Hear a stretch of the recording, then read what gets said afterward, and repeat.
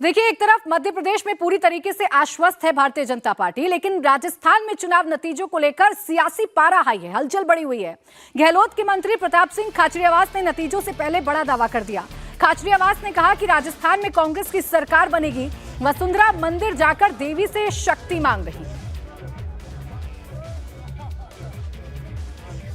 कांग्रेस के वरिष्ठ नेता और कैबिनेट मंत्री प्रताप सिंह खाचरियावास इस वक्त हमारे साथ मौजूद हैं। चुनाव कल नतीजे आएंगे, उससे पहले एक लंबी पूजा अर्चना चली है। सर, आप ज्योतिष में विश्वास करते हैं, किसका राजयोग दिख रहा है आपको? देखिए, मेरे को तो अब जो पिछले 2-3 दिन से जब से एग्जिट पोल आए तब से मुझे लगने लगा, आज मैंने सुना भी धर्म कर्म के हिसाब से, मुझे लग रहा है कि हम लोग सरकार बना लेगी कांग्रेस।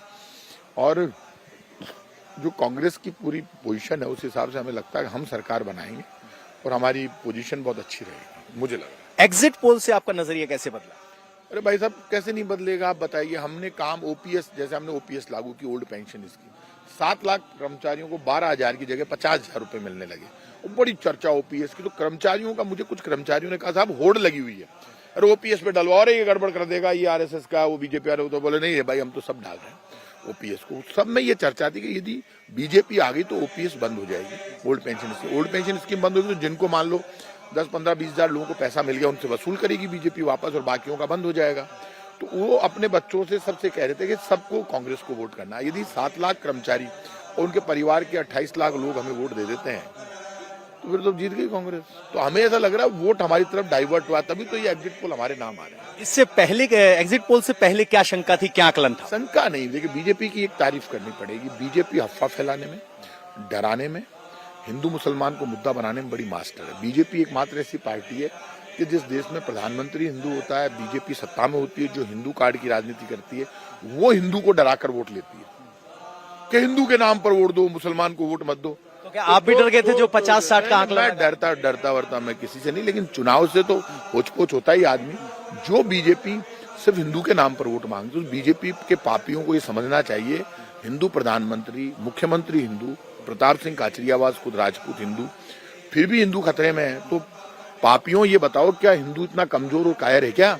हिंदू बड़ी मजबूत कौम है। इस देश में मुगलों में, राजपूतों में बड़े युद्ध हुए, तब भी हिंदू खतरे में नहीं था। सिखों में और मुगलों में भी बहुत युद्ध हुए। जब महाराणा प्रताप युद्ध लड़ रहे थे तो उनकी सेना का सेनापति पीर का पठान एक मुसलमान था, हाकिम का सूरी एक मुसलमान था। इस देश में मुसलमान और हिंदू खतरे में नहीं है, ना हिंदू मुसलमान का कोई झगड़ा है, झगड़ा वोट का है। बीजेपी खतरे में इसलिए हिंदुओं को डराकर और मुसलमान के नाम से डराकर वोट मांगती है। अब बीजेपी का ये एजेंडा ज्यादा दिन नहीं चलेगा, क्योंकि अब 5 साल में इसी एजेंडे पे पूरे देश में मेरे को मौका मिल गया, कल भगवान ने चाहे मैं जीत गया तो पूरे देश में घूमूंगा।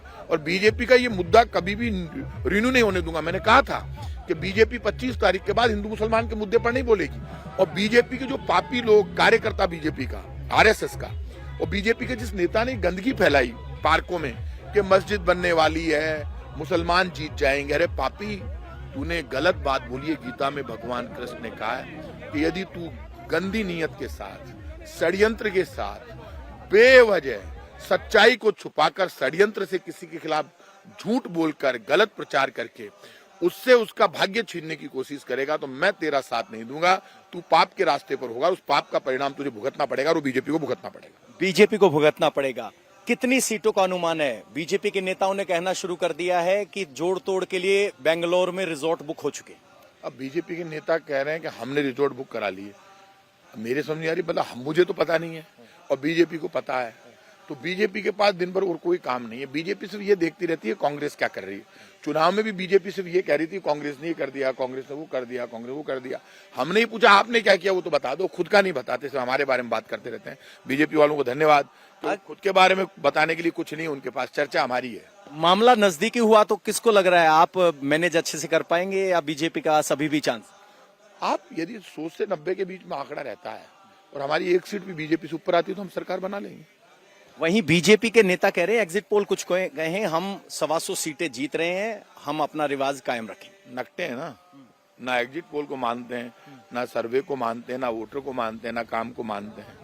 तो नकटों का तो कोई क्या इलाज? नाक कट जाए तो भी कहेंगे कटाई नहीं, उसका क्या इलाज? अब क्या करें बीजेपी का? हाथ जोड़ के बीजेपी को धन्यवाद दे सकते हैं। भाई तुम एग्जिट पोल भी, मतलब बीजेपी ये कह रही है कि एमपी में तो एग्जिट पोल सही है और राजस्थान में गलत है।